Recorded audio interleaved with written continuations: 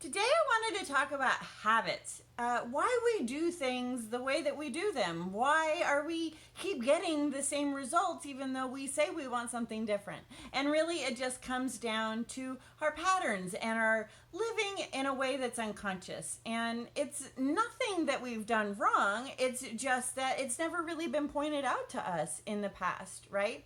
So that's what I want to do. So psychology says that we have two systems that we run out of, system 1 and system 2. Now, system 1 is one where things have happened to us and we create a habit. Right? We make up a story about something that happened and we just keep doing it over and over and over again so we don't have to think about it. You know, our brains are kind of lazy and maybe some of us are also. And so we don't have to keep thinking about how do we handle something. We just automatically just go to that reaction and that's how we keep getting what we want or don't want.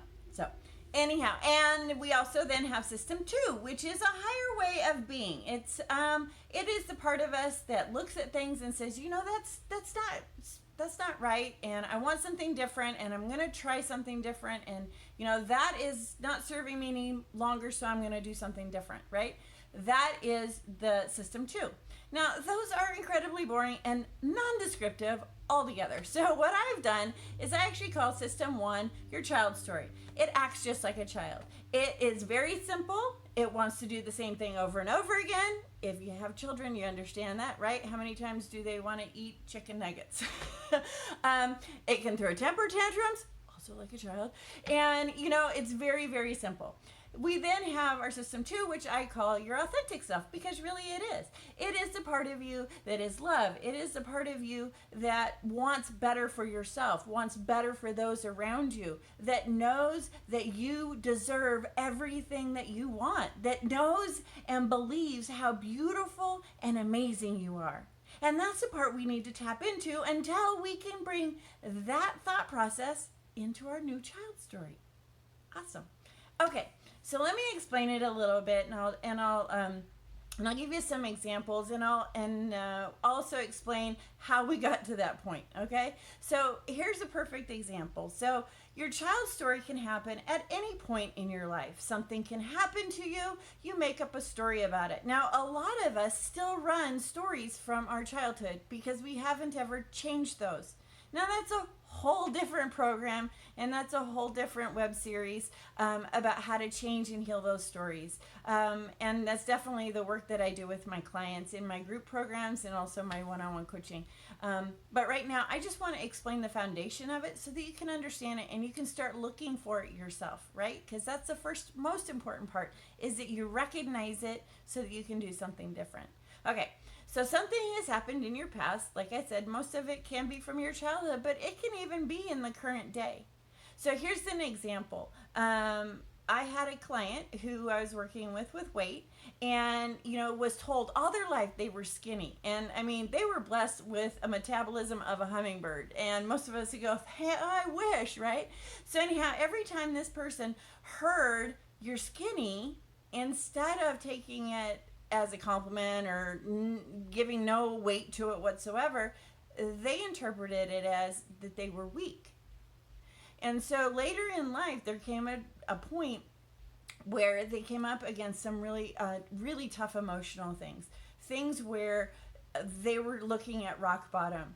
And at that point, unconsciously, they said, I need to be strong. And so at that point, they started overeating to put on weight so that they could be strong. When in reality, it wasn't the physical strength they were looking for, but they wanted the mental and emotional strength, which they did have. So you see how sometimes something that can happen in our childhood can translate into something in our present, and it doesn't even make sense. I mean, that story doesn't make sense, right? But it doesn't matter if it makes sense or not. And that's about healing that part, and we'll get into that later. So it is about finding that story that we just unconsciously run. So your system 2 is that higher self, that authentic self that says, you know what, I want something different. That I want to do something different. That they recognize the pattern and go, whoa, we're not going to go down that road again. I'm going to do something different. Now, why is that so hard? I mean, sounds like it should be simple, right? I mean, just recognize it and change it. Well, here's the thing. Most of us are lazy. Our brain is definitely lazy, and it likes to do things kind of like a cow path. Have you ever heard of a cow path? It's a path that one cow starts down. And then because that cow has now knocked down the grass, it's not as difficult to walk down. So the next cow comes, and then the next cow, and then it becomes easier and easier because there's no resistance in this cow path. Now, there is this great book by Robert Fritz called The Path of Least Resistance, and it talks about this. And it talks about how we have created these habits and why they are difficult to change because we have created cow paths. Okay, I'm sorry if I offended you and called you a cow, but that's not what I meant. But it is what we have done, what we have created in our life, and actually they've done studies that show there are actual grooves in our brain so that we don't have to think about certain things over and over again. So here's an example. Do you know how to brush your teeth? Did you brush your teeth this morning? So when you brush your teeth, did you go up, down, up a quarter millimeter, down a quarter millimeter? See, yeah. No, you didn't. You put the toothpaste on, you got water on it, you just started brushing because it's a habit. You have an ingrained path in your brain that says, this is what I do when I brush my teeth. So you don't have to think about it. We have billions of them that we do. I mean, it really is quite amazing. However, there are times that it's not healthy for us, and it actually gets in our way of what we really want. Because we are going through this pattern that is now counterintuitive to really what we want. So we come to January 1st and we have down all of our goals that we want to do, right? And we make a clear intention. By the way, there's a video on that if you haven't watched it. So we have our very clear intention. And then all of a sudden, we're not going after that goal. And why is that? Well, it's because maybe our habits are counterintuitive to it. So now that you know that you have this cow path, what can you do? Well, you can build a new one. You can make new habits. It's absolutely, positively something you can do. I worked with the elderly for a very long time and with people who have Alzheimer's. These are people who are losing their memory. We can teach them new patterns. So if they can do it, you can do it. I know you can, right? But the thing is that you have to recognize what it is. You have to recognize when you fall back into an old pattern. When is it a story from your past, from your long past, your current reality, whatever? When is it that you've come up against that and you just want to go unconscious and head down with your child down that cow path? Because it is easier until you've made a new cow path. And then all of a sudden that becomes your new child. See? But until you get that new ingrained pattern going, you're going to want to fall back in. So catch yourself. So this is about really just becoming conscious of your thoughts, of your patterns. You know what? And here's a great thing. So let's say that here's a perfect example from me. I am an emotional eater. I know that. Right? And so I've worked it out. I figured out, why am I an emotional eater? Why don't I want to share my feelings? Why don't I think my feelings are worth sharing? And it's just better that I stuff them. Now, I've worked through that. However, there are still times that I get triggered and I want to just fall back in, and it's like, oh yeah, give me that candy bar, give me that ice cream, whatever, chips, right? So what I did in training myself into a new pattern is that I started with having a list of 3 things that I could do in that moment that were healthy.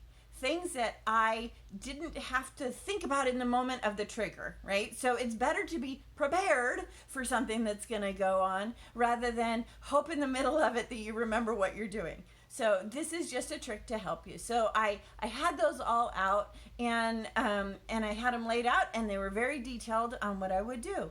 And so one was that I would do 15 sit-ups. So yay me, helped my abs a little bit.